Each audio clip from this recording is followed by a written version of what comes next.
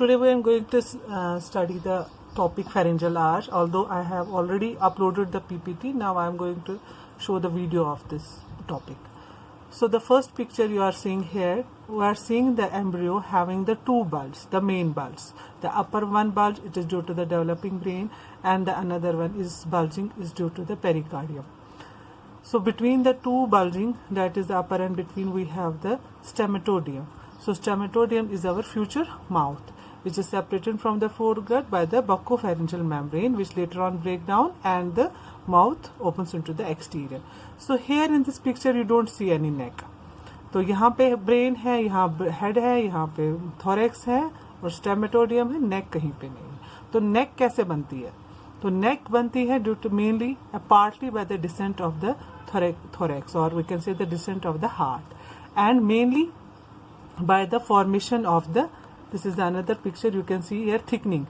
So the neck is formed mainly by the formation of the mesodermal thickening. That mesodermal thickening is known as the pharyngeal arch. Okay, here in this picture also you can see the thickening here between the developing brain and the pericardium. You see the thickening, and this thickening of it is a mesodermal thickening. So this mesodermal thickening is known as the pharyngeal arch. Now in this picture you see, if we cut the अगर हम देखेंगे कि ये pharyngeal arch बनती कहाँ है. This pharyngeal arch or mesodermal thickening is formed just the cranial most part of the foregut. That is the future pharynx. जहाँ future pharynx हमारा बनना है, that is the cranial most part of the foregut. उस part पे हमारा ये pharyngeal arch बनती है. तो अगर हम एक कट सेक्शन लेंगे, coronal section at the cranial most part of the foregut, just before the beginning of the mesodermal thickening, we see that this part is lined interiorly by this red color.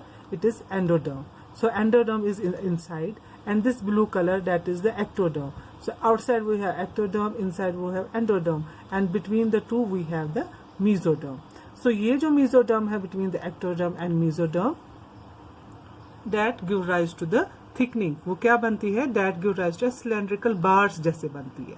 तो cylindrical bars, because of the thickening of the mesoderm, is known as the pharyngeal arch or brachial arch. तो ये जो cylindrical bar बन गई between the ectoderm and the endoderm and ectoderm, इसको हम brachial arch कहते हैं. तो ये कितनी होती है numbers? And so if we count it from cranial to the caudal, it is 6 in number. 1, 2, 3, 4 and 5 and 6.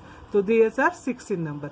अब जब ये mesodermal cylindricals जो थिकनिंग बनती है, उसकी वजह से क्या हो जाता है? जो एंडोडर्म होता है वो एक आउट पाउचिंग दिखाता है, ये वाली पाउचिंग 1, 2, 3, 4. ठीक है. So this out pouching of the endoderm is known as the endodermal pouch. और जो एक्टोडर्म बाहर से था वो डिप हो जाता है इन दिस मेसोडर्म, क्योंकि सिलेंडर बनता है तो ये डिप हो गया.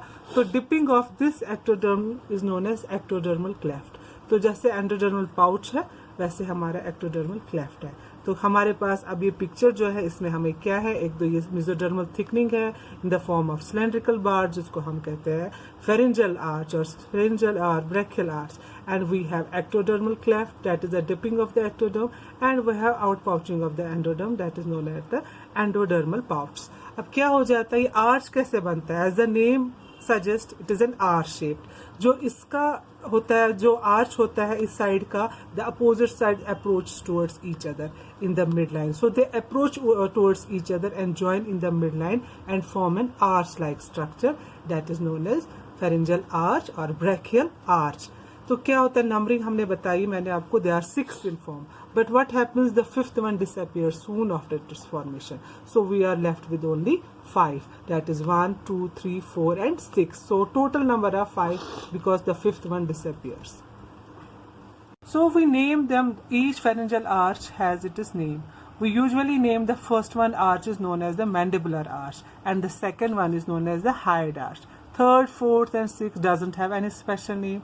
As we know, the fifth one disappears soon after its formation. So we have only 5. The first one is known as the mandibular arch, and the second is known as the hyoid arch. Third, fourth, fifth is disappeared, and sixth they don't have any special names. So if we see the mesoderm, first of all we see the mesoderm, जो इसका mesoderm जो हमारी thickening थी उससे क्या क्या elements बनते हैं, फिर हम देखेंगे एंडोडर्म, फिर हम देखेंगे एक्टोडर्म। तो सबसे पहले हम देखेंगे मीजोडर्म। तो mesoderm that is the pharyngeal arch, तो उससे क्या क्या स्ट्रक्चर्स अराइज होते हैं। सबसे पहले तो स्केलेटन एलिमेंट अराइज होता है।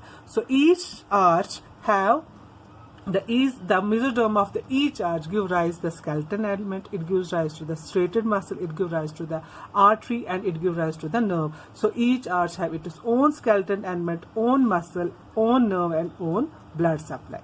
So first of all we see the skeleton element. तो skeletal element जो होता है फेरेंजियल आर्च का हर किसी का अपना होता है। तो इसका जो हम देखेंगे क्या होता है, या तो नेचुरली सबसे पहले तो वो कार्टिलेज ही होगा, तो या तो वो कार्टिलेज ही रहेगा, या उसमें ऑसिफिकेशन होगी, कन्वर्ट हो जाएगा बोन में, या तो उसका जो उसका कार्टिलेज डिसअपियर हो गया, लेकिन जो उसकी कवरिंग थी that is the perichondrium that persist and that perichondrium later on forms the ligament, और इट में ओवरऑल या तो सारा ही ये डिसअपियर हो जाएगा। क्या होगा फिर से मैं बताती हूँ, या तो ये कार्टिलेज ही रहेगा, या ये कन्वर्ट होगा बोन में, या कार्टिलेज पूरा ही डिसअपियर हो गया बट उसका पेरिकॉन्ड्रियम परसिस्ट रह गया तो उसने लिगामेंट बन गया, या बिल्कुल ही सारा खत्म हो गया। ठीक है, अब दूसरा है हमारी मसल।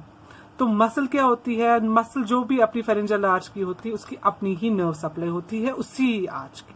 तो वो मसल या तो वहीं पे रहेगी या तो कहीं और चली जाएगी, या कहीं और माइग्रेट हो जाएगी, लेकिन जब भी वो माइग्रेट हो जाएगी it carries it's nerve, own nerve, जो इसकी अपनी फेरेंजियल आर्च की। उसकी वजह से क्या हम कहते हैं, जो embryological origin of the muscle होती है। So thus their embryological origin can be determined from their nerve supply. या तो उसी अपने पास ही रहेगी जहां वो बनी, या हमने कहा कि वो कहीं जाएगी, लेकिन अगर वो कहीं जाएगी तो अपनी नर्व अपने साथ लेके जाती है। फिर तीसरा एलिमेंट है हमारा आर्टेरियल एलिमेंट, जो अपना इसका होता है। सो अगर हमने अभी जो हमने कार्डियोवैस्कुलर सिस्टम पढ़ा था उसमें हमने देखा था कि फोर गट, जो हमारा गट था प्रिमिटिव गट, तो primitive gut has ventrally a ventral aorta, primitive ventral aorta, and dorsally we have the dorsal primitive aorta. तो वो दोनों आयोटा कैसे ज्वाइन होते थे, वो होते थे join by the presence of the arterial arch. So we have the 5 arterial arch, so we have the 5 pharyngeal arch, so we have the 5 arterial arch which joins the ventral aorta with the dorsal aorta. फिर उन्हीं में हमने देखा था कि कुछ disappear हुआ, कुछ अपियर हुआ, तो उन्होंने blood supply of neck, head and neck की बनाई थी, वो आपने ऑलरेडी पढ़ा हुआ है। Then we have the nerve of the arch. So each arch is supplied by the nerve derived from the hindbrain. The nerve supplies both skeleton and as well as the ectoderm, यानी कि skin and endoderm, जो उसका mucous membrane है। तो वही nerve दो muscle को भी करेगी और वही skin को भी, यानी कि ectoderm और endoderm mucous membrane को, तो वो एक ही nerve सप्लाई करेगी पूरा। तो अब इसमें बहुत ही इंपॉर्टेंट पॉइंट यहाँ पे एक चीज है कि हमारे जो आर्च होती है, जो हमारी ईच फेरेंजियल आर्च होती है, उसकी अपनी नर्व होती है। तो उसको क्या होता है, but in some lower animals we see the each arch has 2 nerves, but in humans we have the only one arch. The nerve of arch runs itself in the cranial border. ठीक है, like यहाँ पे जो अपनी nerve होती है वो cranially run करती है, so that is known as the post traumatic nerve. तो each arch has the own nerve that runs cranially and it is known as the post traumatic nerve, ये याद रखना। But it also receives the branch from the succeeding arch. तो ये जो succeeding arch है, जो उसके नीचे arch है, उसकी एक branch भी जाती है, but that branch runs along the caudal border and that is known as the pre-traumatic nerve. ठीक है, तो हमारे एक pharyngeal arch में कितनी nerves है, एक तो अपनी है जो क्रैनियली चलती है, उसको हम कहते हैं पोस्ट ट्रॉमेटिक, और एक होती है ब्रांच जो सक्सीडिंग आर्च की आती है, जिसको हम कहते हैं pre trematic, but it runs caudally, that runs cranially, it runs caudally.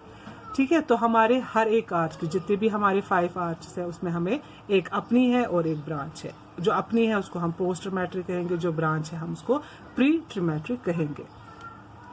ठीक है, लेकिन इसमें यहाँ पे एक पॉइंट मैंने अभी बोला कि लोअर एनिमल्स में 2 होते हैं, लेकिन ह्यूमंस में जो है वो एक ही होती है, जो अभी मैंने बताया था अपनी एक ही है, except the first pharyngeal arch. First pharyngeal arch है उसमें दो होती है, ठीक है, उसमें एक तो अपनी होती है और दूसरी जो होती है जिसको हम कहते हैं कॉर्डा टिम्पैनी। तो जो हमारा फर्स्ट फेरेंजियल आर्च है we have the two nerves, that is post trematic, that is the mandibular nerve, and pre trematic is the chorda tympani. Now we will see the derivative of the skeleton element. अब skeleton element का हम start करेंगे, क्या होगा। So skeleton element, the cartilage of the first arch is called Meckel's cartilage. ये याद रखना, मिकल्स cartilage कहते हैं। जो कार्टिलेज है फर्स्ट फेरेंजियल आर्च का उसको हम मिकल्स कार्टिलेज कहते हैं। It give rise to the malleus and incus. जो हमारा मिडल ईयर होता है उसमें हमारी 3 बोन्स होती है, मैलियस, इनकस एंड स्टेपीज। उसमें से 2 जो होती है that is the malleus and incus, it is arises from the first pharyngeal arch and spine of sphenoid. So all these structures, malleus, incus, spine of sphenoid भी आप देखोगे head and neck में, जब आप स्कल पढ़ोगे उसमें भी एक स्पाइन होता है जिसको हम स्पाइन ऑफ स्फिनॉइड बोन होती है। तो वो सारा अराइज होता है from the dorsal end of the first pharyngeal arch, skeletal element of the first pharyngeal arch. So this red one is the Mickels cartilage. Mickels cartilage is the skeleton element of the first pharyngeal arch. जो इसका dorsal part होता है उसके dorsal यानी पीछे के part से arise होती है हमें 3 चीजें, क्या क्या, incus, malleus and spine of the sphenoid. जो इसका जो इसका वेंट्रल पोर्शन होता है, डॉर्सल पोर्शन ने बोन्स अराइज की, छोटी बोन्स, और जो उसका वेंट्रल पोर्शन होता है that get absorb into the mandible. जो यहाँ हमारा मैंडिबल बन रहा होता है वो उसमें एब्जॉर्ब हो जाता है, ठीक है। अब रहता है part between the middle ear and the angle of the mandible. जो वो पार्ट होता है उसका कार्टिलेज डिसअपियर होता है, लेकिन उसका पेरिकॉन्डियम रह जाता है जो हमें बाद में बनाता है anterior ligament of the malleus and sphenomandibular ligament. जो मैंने आपको अभी बोला था स्केलेटल एलिमेंट का क्या हो जाता है, या तो कार्टिलेज ही रह जाता है या बोन में कन्वर्ट होता है, या उसका पेरिकॉन्डियम रह जाता है, वो लिगामेंट बनाता है। वही सब चीजें यहाँ हो रही है, यानी कि डॉर्सल एंड से हमारा बोन्स बन गई, incus, Méliès and spine of the sphenoid. Ventral portion convert हो गया इनटू द बोन, मैंडिबल बनाई, लेकिन जो बीच वाला पोर्शन था वो कार्टिलेज डिसअपियर हो गई, पेरिकॉन्ड्रियम उसका रह गया, उसने हमें 2 लिगामेंट्स बनाई, वो याद रखना, एक तो anterior ligament of the malleus and sphenomandibular ligament. Okay, now हमारा वो हो गया, हमारा फर्स्ट मैंडिबुलर आर्च का उसका स्केलेटन एलिमेंट का क्या हो गया। अब हमारे पास second cartilage of the second arch है जिसको हम कहते हैं रिक्टर्स। वो था मिकल्स, ये है रिक्टर्स, ये याद रखना, नाम इनके याद रखना, ये है रिक्टर्स, ठीक है। सो इसमें भी क्या हो जाता है, इसका डॉर्सल पार्ट जो होता है वो बनाता है स्टेपीज भी है हमारी मिडिल ईयर की एक बोन, जैसे मैलियस, इनकस था, स्टेपीज कहाँ से आती है, सेकंड आर्च से, और बनता है हमारा styloid process. So dorsal end give rise to the stapes and the styloid process. And ventral part forms the smaller cornea of hyoid bone and superior part of the body of the hyoid bone. Hyoid bone हमारी एक छोटी सी bone होती है जो हमारे नेक में होती है, तो उसके कॉर्नो होता है, उसके हॉर्न, कॉर्नो मतलब हॉर्न, तो हॉर्न लाइक प्रोजेक्शंस होता है, एक स्मॉल होता है एक लार्ज होता है। तो स्मॉल कॉर्नियो और उसकी superior part of the body आती है हमारी सेकेंड आर्च से। So part between the ventral and dorsal part disappears but it is pericardium forms the stylohyoid ligament, ठीक है। जैसे हमारा अब ये है सेकंड आर्च, तो डॉर्सल पार्ट से क्या बन गया हमारा, स्टेपीज। मैलियस और इनकस कहाँ से बना था, फर्स्ट आर्च के डॉर्सल पार्ट से। स्टेपीज कहाँ से बना, सेकंड आर्च के डॉर्सल पार्ट से। और वेंट्रल पार्ट्स के क्या बन गया, इसका हमारा वेंट्रल पार्ट से हमारा बन गया एक तो small cornea of hyoid bone and superior part of the hyoid bone, and the middle portion its pericordium, cartilage disappears, pericordium persists and give rise to the ligament that is known as the stylohyoid ligament. ये बहुत important है, ये याद रखना बहुत important है, ठीक है। तो अगर आप देखोगे सारी चीजें जो सेकंड आर्च से थी हमारी वो एस से स्टार्ट होगी, S for stapes, S for styloid process, S for small cornu, S हो गया ना small cornu, S for superior part, तो सारी एस फॉर स्टाइलोहाइड लिगामेंट। तो सारी जो derivative of the second arch है that arises from the that starts with the letter S, ठीक है। ये एक निमोनिक है, आप ऐसे ये याद रख सकते हो। सो अब हमारे पास है third arch. So third arch से हमारी बनती है दीज स्ट्रक्चर्स। अब क्योंकि हमने बताया स्मॉल कॉर्नियो तो सेकंड आर्च से था, लेकिन हमारे पास हायोइड बोन का ग्रेटर कॉर्नियो भी होता है, तो वो बनता है थर्ड आर्च से, ठीक है, and lower part of the body of the hyoid bone, ठीक है। तो हमारे थर्ड आर्च से दो चीजें बनती है, एक तो greater cornu of hyoid bone and lower part of the body of the hyoid bone. The cartilage and larynx are derived from the fourth and six. Fifth disappear हो गया था, अब हमें रह गया फोर्थ और सिक्स, वो क्या बनाती है, cartilage of the larynx. So sometimes what happen, the fifth arch थोड़ा सा उसमें भी कंट्रीब्यूट करता है, but its derivatives are controversial, वो अभी पूरा पता नहीं है कि वो करता भी है कि नहीं करता है। नाउ स्केलेटन एलिमेंट हमने देखा, स्केलेटन एलिमेंट ने क्या क्या बनाया हर एक आर्च का। फर्स्ट ने क्या बनाया, सेकंड ने, थर्ड ने, फिफ्थ थाई ने, तो फोर्थ और सिक्स ने क्या बनाया, ये हर एक का याद रखना अच्छे से। अब हम देखेंगे nerve and muscle of the arch. All the muscle derived from the pharyngeal arch are supplied by the nerve of the arch, वो मैंने पहले भी बताया। These nerve also supply the mucous membrane and skin, ठीक है, ectoderm और endoderm. First arch has double nerve supply, that is the mandibular nerve is the post trematic nerve, यानी कि वो अपनी नर्व है इसकी, while cauda tympani is the pretraumatic nerve. This nerve supply is reflected in the nerve supply of the anterior two-third of the tongue. जो हमारी anterior two-third of the tongue होती है, that carries the taste sensation, and that taste sensation is carried through the cauda tympani, which is a branch of the facial nerve. Okay. So that is derived from the ventral part of this arch. So first arch जो हमारा होता है उसके दो nerves होती है, एक तो अपनी होती है पोस्ट ट्रॉमेटिक मैंडिबुलर नर्व और pre trematic chorda tympani. Chorda tympani sensory nerve होती है, carries the taste sensation from the anterior two third of the tongue and it is a branch of the facial nerve. So other arches have only pre post trematic. तो सब में क्या होता है, बाकी arches में खाली हमारी पोस्ट ट्रॉमेटिक होती है, खाली हमारी फर्स्ट में दो होती है, मैंडिबुलर एंड कॉर्डा टिम्पैनी। बाकी सारी आर्चेस में हमारी एक ही नर्व होती है, that is the post trematic nerve. Tympanic branch of glossopharyngeal nerve is the pre trematic nerve for the second arch, जो ब्रांच है उसकी the from the succeeding one, and auricular branch of the vagus nerve are pre trematic nerve of the third arch. अब ये जो हमारा जो table है that is also very important. इसमें क्या है, स्केलेटन डेरिवेटिव है जो डिस्क्राइब करता है। तो फर्स्ट आर्च में जिसको हम मिकल्स कार्टिलेज कहते हैं, उससे क्या क्या राइज होता है, मैलियस, ये याद रखना ये table, Méliès, incus, mandible. Méliès और इनकस जो होता था डॉर्सल पार्ट से होता था, मैंडिबल वेंट्रल पार्ट से होता है। जो maxilla, zygomatic bone, palatine bone, temporal bone, ये सारे भी इसी से अराइज होता है, लेकिन में न्यूरल क्रेस्ट की कुछ सेल्स भी इसमें जाते हैं, तो ये सारे हमें इसी से बनती है बोन्स। तो सेकंड आर्च हमारा था रिक्टर्स कार्टिलेज, उससे क्या बना, stapes, styloid process, stylohyoid ligament, lesser cornu of the hyoid bone, upper part of the hyoid bone. Now the third arch. The third arch gives rise to the greater cornea of hyoid bone and lower half of the body of the hyoid bone.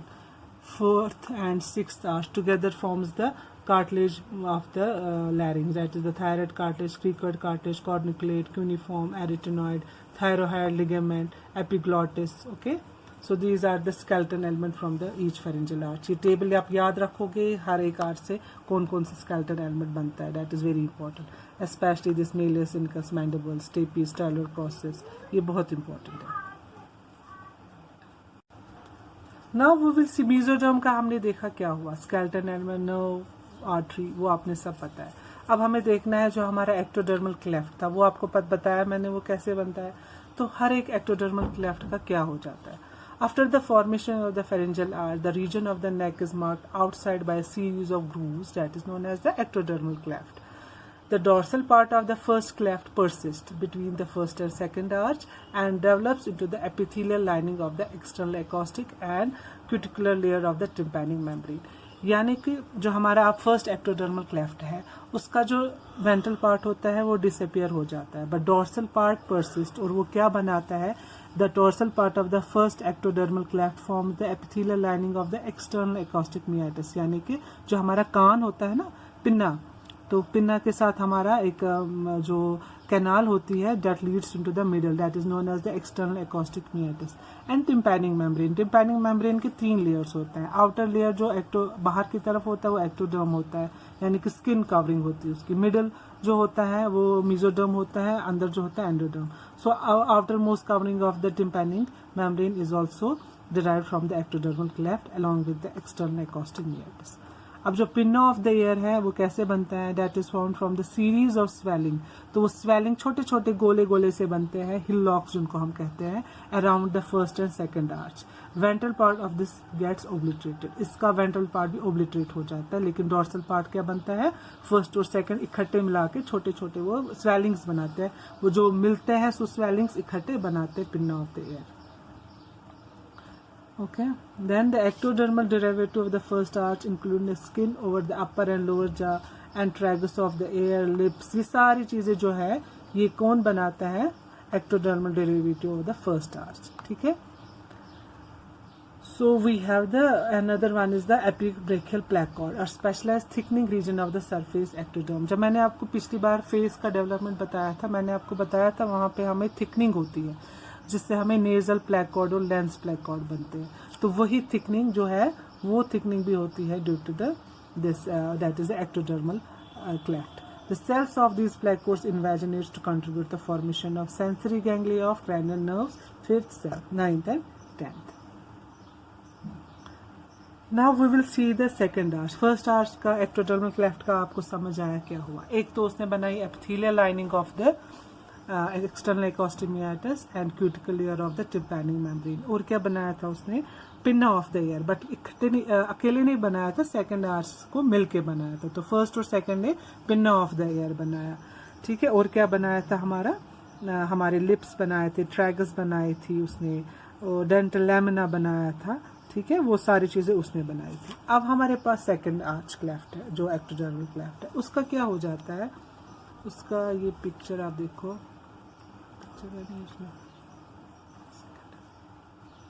This picture you see, ये picture मेरे उसमें नहीं थी तो sorry, अब उसके लिए मैं बुक पे बता रही हूँ आपको। जो सेकंड आर्च है, सेकंड हमारा एक्टोडर्मल क्लेफ्ट है, उसमें क्या हो जाता है, उसमें एक ओवर ग्रोथ हो जाती है।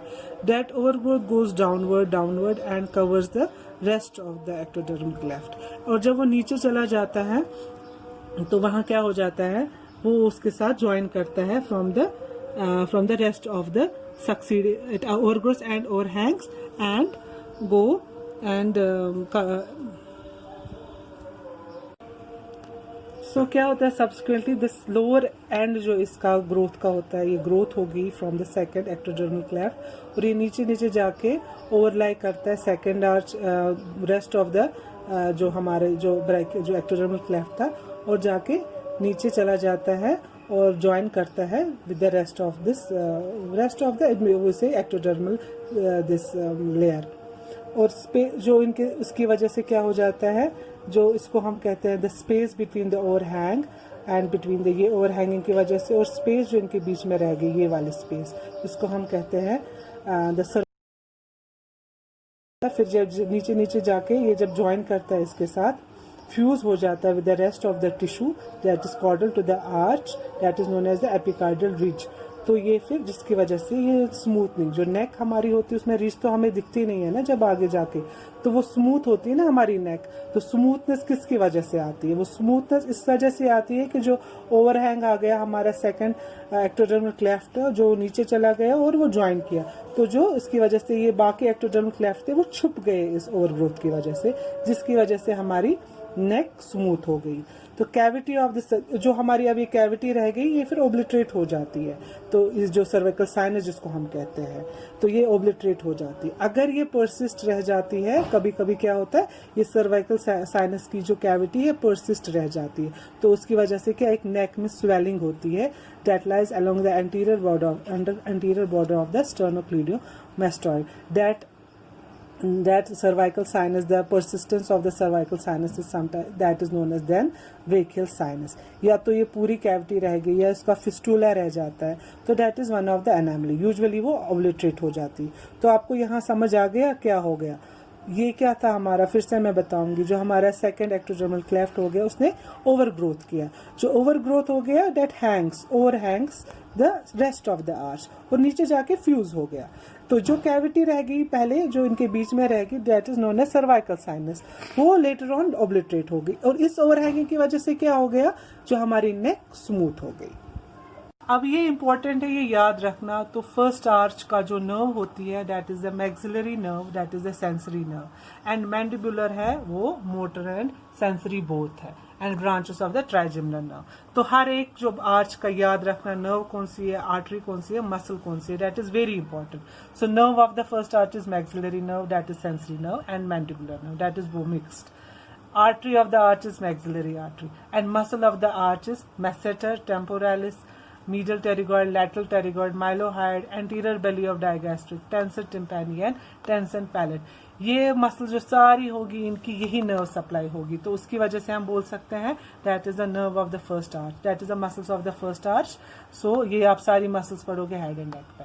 तो आर्टरी कौन सी है, मैक्सिलरी आर्टरी। तो फर्स्ट आर्च की नर्व कौन सी है, maxillary nerve and mandibular nerve. Artery कौन सी है, मैक्सिलरी आर्टरी। मसल्स कौन सी है, masseter, temporalis, medial pterygoid, lateral pterygoid, mylohyoid, anterior belly of digastric, tensor tympani and tensor palate. Then we have the second arch. Nerve of the second arch, very important, facial nerve. Artery कौन सी है, hyoid artery and stapedial artery.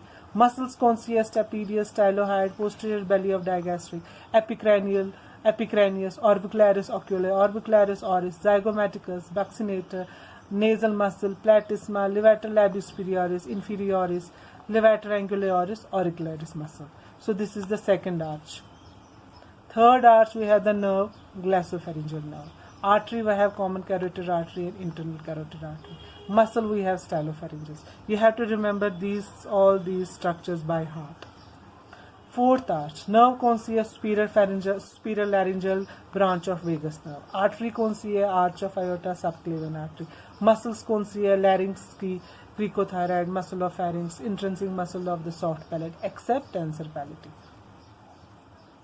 Sixth arch, nerve is recurrent laryngeal branch of vagus nerve. Artery is ductus arteriosus, pulmonary artery. Muscle we have all intrinsic muscle of larynx except cricothyroid. We are left with the endodermal, the fate of the endodermal pouch. Ectodermal हो गया, and now we have the endodermal pouch. So we have the 5 endodermal pouch. The derivative of each pouch are divided into the ventral and the lateral part. The ventral derivative develops in the floor of pharynx and it contributes the development of the tongue. The lateral derivatives except that of the first are divided into those derived from the ventral wing and those derived from the dorsal wing. ये मैं आपको explain करूँगी. So पहले हम देखेंगे इसमें हर एक pouch से क्या क्या राइज होता है. तो first pharyngeal pouch give rise to the tympanic cavity and auditory tube. ये टेबल आपकी बुक पे भी है, वो टेबल भी आप वैसे ही याद करेंगे जैसे बाकी टेबल्स मैंने आपको बोले. तो second pharyngeal arch pouch forms the palatine tonsil and tonsillar fossa. The third forms the thymus and inferior parathyroid gland. Very important. ये टेबल बहुत बहुत बहुत important है. याद रखना किस पाउच से क्या राइज हो गया. तो third give rise to the thymus and inferior parathyroid gland. The fourth give rise to the superior parathyroid gland and the thyroid gland, and the fifth one give rise to the ultimobrachial body. तो ये table बहुत important है, आपकी book पे भी है, वो आप याद करेंगे. अब पहले देखेंगे first pouch, the first endodermal pouch. So मैंने आपको अभी बताया था, we divide that each pouch into the ventral part and the lateral part. The ventral part here of the first arch gets obliterated due to the formation of the tongue. क्योंकि वहां से हमारी टंग भी बननी होती है, तो इसका जो वेंट्रल पार्ट होता है वो बंद हो जाता है due to the development of the tongue. तो वेंट्रल पार्ट हमारा ओब्लिटरेट हो गया. अब क्या रह जाता है हमारा इसका dorsal part. The dorsal wall receives the contribution from the dorsal part of the second pouch. तो फर्स्ट पाउच का dorsal part and second pouch का डोर्सल पार्ट, दोनों के डोर्सल पार्ट मिलते हैं, इकट्ठे एक बनाते हैं diverticula that grows toward the region of the developing ear. That diverticula is known as the tubotympanic recess. ठीक है, तो tubotympanic recess कैसे बना? The tubotympanic recess is formed by the dorsal part of the second and first arch. ठीक है, तो first और second arch का डोर्सल पार्ट बनाता है हमें एक डायवर्टिकुला, जिसको हम कहते हैं ट्यूबोटिम्पैनिक रिसेस। दैट ट्यूबोटिम्पैनिक रिसेस का भी प्रॉक्सिमल पार्ट क्या बनाता है, ऑडिटरी ट्यूब, जिसको हम कहते हैं और स्टैचियन ट्यूब और फेरिंजोटिम्पैनिक ट्यूब। और डिस्टल पार्ट क्या बनाता है, it expands to form the middle layer और टिम्पैनिक कैविटी और मैस्टॉइड एंट्रम। तो ट्यूबोटिम्पैनिक रिसेस कैसे बना, ये याद रखना। फर्स्ट पाउच का जो वेंट्रल पार्ट हो गया ऑब्लिटरेट हो गया to the formation of tongue, जो उसका डोर्सल पार्ट हो गया था along with the dorsal part of the second pouch together form the diverticulum that is known as tubotympanic recess. The tubotympanic recess जो है अब उसके proximal part ने हमारा ऑडिटरी ट्यूब बनाया और डिस्टल पार्ट ने एक्सपैंड होके मिडिल ईयर बनाया और मैस्टॉइड एंट्रम बनाया। अब हमारे पास सेकंड पाउच है, वेंट्रल पार्ट उसका क्या बनाता है, that forms the epithelium of the tonsil. Dorsal part ने क्या बनाया था, ट्यूबोटिम्पैनिक रिसेस, जो आपको मैंने अभी बताया। तो सेकंड पाउच का वेंट्रल पार्ट ने क्या बनाया, epithelium of the tonsil, and dorsal part ने क्या बनाया था, ट्यूबोटिम्पैनिक रिसेस। अब हमारे पास थर्ड पाउच है। The communication of this pouch with the pharynx gradually narrows, क्योंकि थर्ड पाउच जो हमारा है, थर्ड आर से हमारा फेरिंग्स भी वहां से बनता है, तो वो क्या होता है धीरे धीरे उसका जो उसके साथ जो हमारा कम्युनिकेशन है वो नैरोअर हो जाता है, अल्टीमेटली वो कट ऑफ हो जाता है। तो जिसकी वजह से जो हमारा डायवर्टिकुला बना था उसकी वजह से हमारा क्या बना, थर्ड पाउच पे पैराथायराइड थर्ड, ठीक है, एंड इंफीरियर पैराथायराइड और इंफीरियर पैराथायराइड ग्लैंड को हम पैराथायराइड थर्ड भी कहते हैं। That is from the dorsal wing and thymus from the ventral wing. तो वेंट्रल विंग से हमारा थाइमस बना और जो हमारे डोर्सल विंग से हमारा क्या बना, हमारा पैराथायराइड थर्ड और inferior parathyroid gland. Parathyroid gland हमारे पास जो होते हैं दे आर 4 इन नंबर्स, 2 मतलब पेयर्स में तो 2 होते हैं, तो ईच साइड हमारे 2 होते हैं, पेयर्स में होते हैं। तो हमारा एक सुपीरियर पैराथायराइड ग्लैंड होता है और इंफीरियर पैराथायराइड ग्लैंड होता है। तो इंफीरियर पैराथायराइड ग्लैंड को हमने पैराथायराइड 3 क्यों बोला, तो यूजुअली तो नीचे होना चाहिए था। और जो हमारा फोर्थ पाउच है, तो फोर्थ पाउच में भी ऐसे ही होता है, उससे भी बनते हैं पैराथायराइड ग्लैंड 4 और superior parathyroid gland, and ventral wing से थायराइड ग्लैंड बनता है।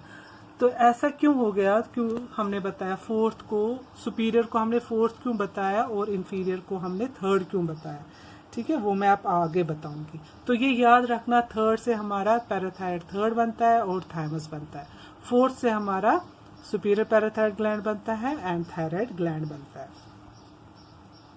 So this picture explains the endodermal pouches. क्या हो जाता है, जो एंडोडर्मल पाउच का वेंट्रल तो ऑब्लिटरेट हो गया, dorsal part along with the dorsal part of the second form the tubotympanic recess. जो इसका जो अपना वेंट्रल पार्ट था वो उसने एपिथेलियम ऑफ द टॉन्सिल बनाया। थर्ड पाउच ने क्या बनाया, पैराथायराइड सेकंड और we say that the parathyroid third and the thymus. Fourth ने क्या बनाया, parathyroid fourth and the thyroid gland, ठीक है। तो ये याद रखना, ये पिक्चर और ये क्या क्या डेरिवेटिव है वो बहुत इंपॉर्टेंट है। What is caudopharyngeal complex, the fourth pouch joins with the fifth pouch. तो हमने बताया था फिफ्थ जो है डिसअपियर हो जाता है, लेकिन उसका कुछ पार्ट, अभी वो कंट्रोवर्शियली है लेकिन हम कहते हैं उसका कुछ पार्ट फिफ्थ का फोर्थ के साथ मिल जाता है और उसको हम एक पार्ट कॉम्प्लेक्स बनाते हैं जिसको हम कहते हैं caudal pharyngeal complex. The neural crest cells migrate into this complex. Neural crest cells आपको पता है वो कहाँ से आई, वो इसके साथ चली जाती है और बनाती है इस कॉम्प्लेक्स को। तो इस कॉम्प्लेक्स से फिर क्या बनता है, एक तो बनता है सुपीरियर पैराथायराइड ग्लैंड भी अराइज होता है, thymic element arises from this, ठीक है, lateral thyroid fuses with the median thyroid element and form the hypoglossal duct. तो ये कुछ चीजें हैं जो इससे बनती है और कुछ पैराफॉलिकुलर सेल्स बनती है जो थायराइड ग्लैंड में होती है। तो ये ज्यादा उतना इंपॉर्टेंट नहीं है, तो बस आपको पता होना चाहिए what is caudal pharyngeal complex. So palatine tonsil कैसे बनता है, during early part of the third month of the lining epithelium of the ventral part of the second pouch. मैंने अभी बताया था एपिथेलियम किससे बनता है टॉन्सिल का, तो वो बनता है हमारा सेकेंड आर्च से, जिसको हम टॉन्सिलर बड कहते हैं। So here we can describe the development of the palatine tonsil. Tonsil का भी मैंने बताया वो कहाँ से अराइज हुआ था, जो हमारा ventral part of the second pouch था, that pouch forms the second pouch forms the epithelium of the tonsils. That epithelium proliferates and that cells of that epithelium proliferates and forms a solid course of cells that is known as the tonsillar bud. This bud grows into the surrounding mesoderm. ठीक है, तो जो surrounding mesoderm था वो उसमें grow हो गया. The central part degenerates and forms a hollow structure that is known as the tonsillar crypt. The epithelial lining and the surrounding mesoderm forms the palatine. अब जो ये एपिथेलियल लाइनिंग थी pouch से और जो सराउंडिंग मेसोडर्म था उससे हमारा पैलेटाइन बन गया. फिर later on during the 5th and 3rd and 5th month of intrauterine life, lymphatic tissue infiltrate into the mesoderm and the capsule is formed by the condensation of the mesoderm. Inward bulging of the tonsil into the pharynx occur and the remnant of this pouch is, जब आप पढ़ोगे gross anatomy में आप tonsil पढ़ोगे वहाँ आप देखोगे एक we have the intratonsillar crypt.